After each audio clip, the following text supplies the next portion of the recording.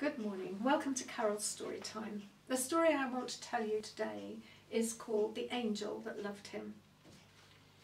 Outside the dark, brooding, grey Victorian parish church, the extended family huddled like breeding penguins on rocks, their backs to the sun and cutting winds that blew in from the Bristol Channel. "Can't say I'm sorry. Glad the old bugger's gone." "Oh, sorry to be so outspoken, Nerys." Nerys smiled, a thin-lipped smile, more out of politeness than anything else. The speaker raced on, words tripping off the end of her tongue like machine gun bullets. "Such a drain on the family. How you put up with him all those years. Never a good word to say for anyone." And she sniffed self-righteously. But Nana loved him. The words whispered on the wind. But Nana loved him.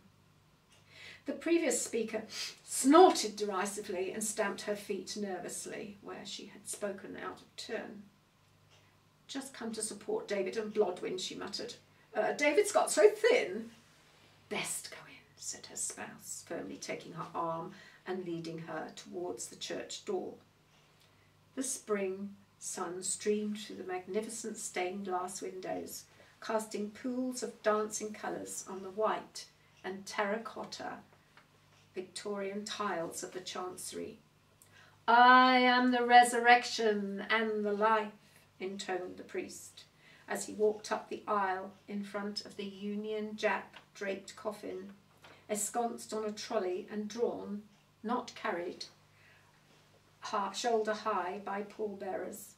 The edges of the flag waved slightly in the breeze of passage. Immediately family members followed, dressed in sombre blacks and greys. The congregation rose dry-eyed. "Whoever believes in me will have eternal life." "Don't hold out much hope for him," muttered a voice in the row behind. "Shh, remember where you are. Have some respect for the dead."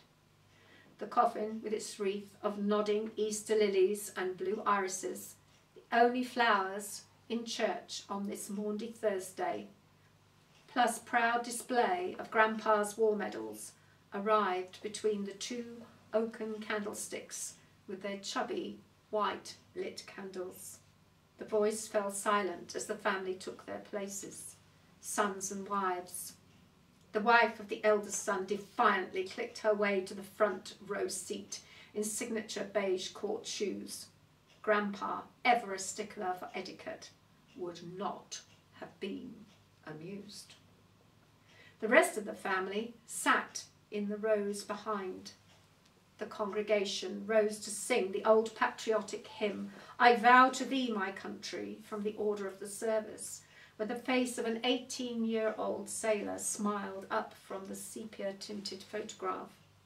No one seemed to know the tune, or nobody wanted to sing at this funeral.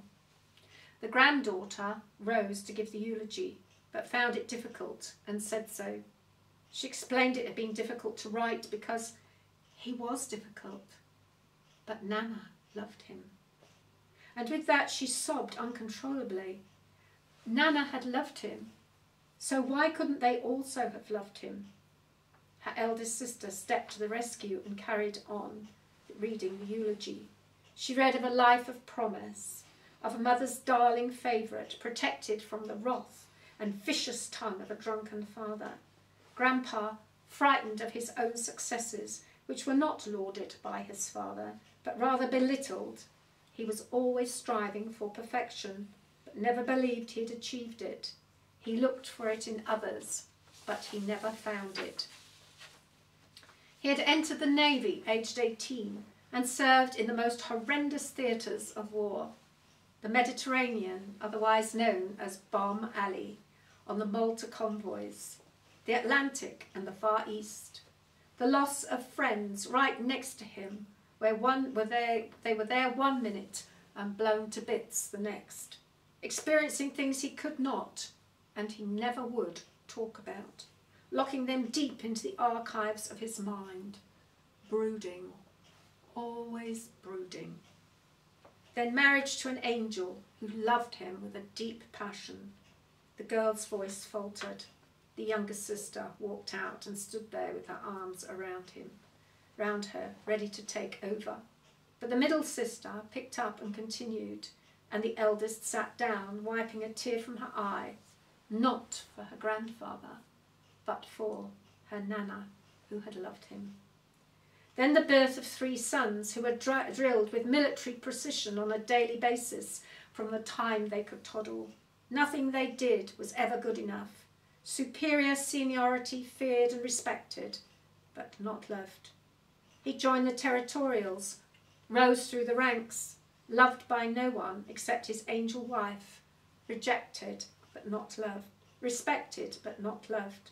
Her voice droned on. Who is this man? This veteran sailor, this soldier in the flag-draped coffin? What is to be gained from those who knew him but did not know him? Did they know exactly the story behind the medals? Medals are given for outstanding bravery in the theatre of war. What are the stories now locked forever in the frail vessel of the cold clay within the coffin? He was prepared to die for his earthly monarch and served queen and country well, but would he have done the same for his heavenly monarch? But my Nana loved him. The words hung on the air. Now they are together. Goodbye, Grandpa. Rest in peace.